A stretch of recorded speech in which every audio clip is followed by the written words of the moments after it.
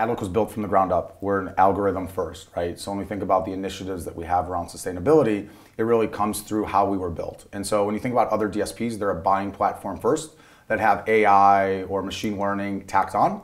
We are a deep learning algorithm first, which enables us to process a tremendous amount of unstructured data, right? So essentially mimicking the way the human brain works. And so from that sustainability perspective, when you process a lot of data, the key is, isn't that inherently not sustainable because there's more servers and everything that you're working through? So when we started talking about sustainability, it was really CES is where a lot of things took off this year. At 2030 meetings, sustainability and everyone came back to our headquarters and said, hey folks, if we're gonna do this, like, can we actually look at ourselves in the mirror and say we're sustainable based on what we're doing? They said, absolutely, Patrick, here we are, we're gonna be net neutral by 2030. We use OCP compliant hardware. And so sustainability is really rooted in the core of what we do. So the question then became is, how do we translate that and enable our tech, right, essentially, to help brands grow more sustainably? And not just growing from the longevity of a brand's ability to grow, not focusing on lower funnel, but focusing on brand consumer engagements, right? To fill that top of funnel and create those interactions, but how do you reduce emission while you're doing it? And so the way that we kind of went on this journey, if you will, is we started working with a lot of clients and like asking them, what is preventing you from taking action on sustainable business practices in the media space, right? The first one was just actionability. They're like, everyone says yes. No one disagrees with the fact that you should be more sustainable. What they say is, how do I do it, right? You get nodding heads, but when it gets down to the traders that are hands-on keyboard, how do they do that? And so that was the one thing we took away as we started thinking through how to help the industry on this. The other one was they felt there was a conflict between sustainability and performance, right? And so at the end of the day, as idealistic as we all want to be, advertising is about selling products, right? If you can't sell products, right? In the beginning of it, if you can't sell products, you are not going to drive change. You're not going, this industry is out of business, right? And so the question then became is, can you overlay sustainability and performance in Venn diagram? And that intersection of that is where we like to sit is essentially introducing sustainable performance. And so what our DSP does is it guarantees when the trader is setting up a campaign, right? We took those two things, we launched a product, GreenPath. When the trader is in there, they set up the worst case scenario for a campaign, right? Worst case.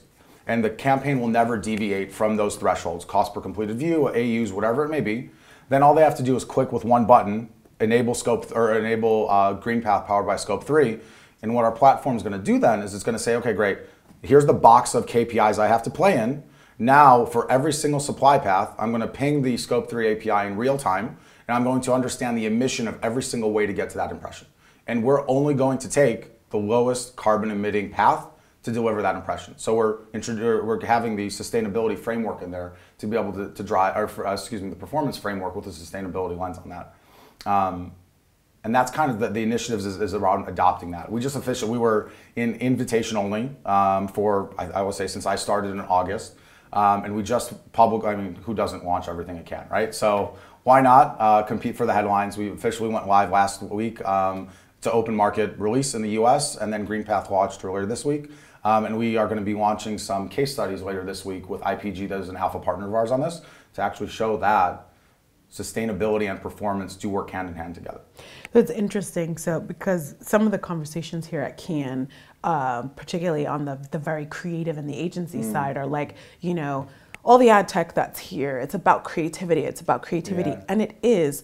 But what you've highlighted is, even if and there are efforts that the creative side can make, yes, to be more efficient.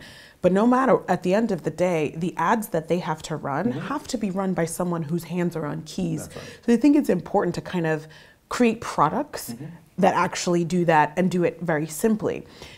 It's easier said than done though, and I know it's not just one company that can do it. So can you tell me how Adlook is working with some of the other players like IAB Tech Lab or GARM or AdNet Zero to kind of power some of these initiatives? Yeah, so collaboration is huge, right? Especially when we're trying to take on, and some of these questions come up, is this sustainability thing real, right? Like, or is it just a money grab for people that like Brian O'Kelly created the problem, right? He jokes about this and now he's trying to solve it, right?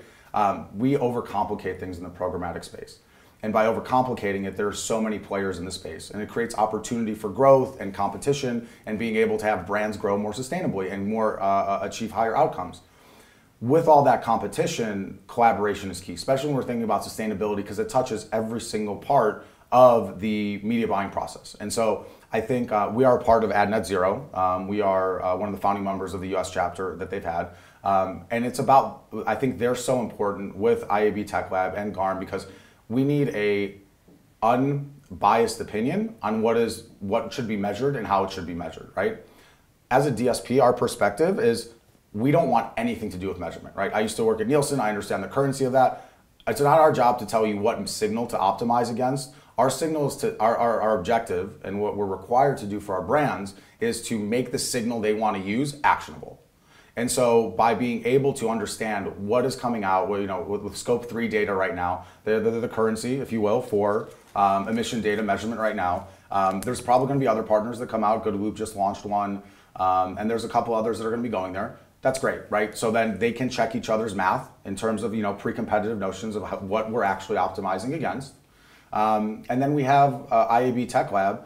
I work with Hillary very closely in the sustainability working group. She's been fantastic and about making things actionable. So when GARM and Ad Net Zero work on how to calculate carbon emission, let's have IAB Tech Lab, a non-biased shareholder in the space, create, host it, own it, and then it's on the platforms to use that, right? And so from our vantage point is we just want to make it actionable. Last question then would be, this seems like there's a lot of progress that's happened within the past year, even, both for your company, but also in the industry. Yeah. If you look 18 to 24 months from now, where are we, and sort of where have we moved forward? Where has Adlook moved, but then where has the industry moved? Yeah, it's a loaded question, always, right? If I could know where we'd be 24 months from now, yes. I'd already be there. I think on one of the panels we had earlier, one of the moderators asked, again, is this all just smoke and mirrors? Like, is this a sustainability thing just for someone to latch onto? Is it another money grab or whatnot? I hope 24 months from now, maybe even sooner, but let's say 24 months from now, there is no question about that. Like, we as an industry have come together, we're proven that this is real, it's actionable, and we're moving on that front. And I hope that there's more adoption by the advertisers, right? Brands are a little skittish. What we've seen is by overlaying a performance lens on top of that sustainability, at that intersection of sustainable performance, there's really no risk to do it, right? So people are afraid to take action, but if you de-risk the action and you make it transactable and productized, then it's just going to start working its way through. And so in order to get to that point, there's a lot of work that has to happen. We need to agree on a currency that we're going to transact upon, how to measure it, how to integrate that into our platforms. We have to educate folks. Again, the folks that we have here today that we're talking to, all these senior folks, they're all aligned, right? No one says no to sustainable. Do you want to be more sustainable? No one's going to say no. The question is again, how do we educate the brands on what it means for their business? And how do we educate the traders on how to take action, right? It all goes down to change management. And as an industry, we have to do a better job managing the change from the bottom-up trading perspective, I think, because that's where the actual transactions happen.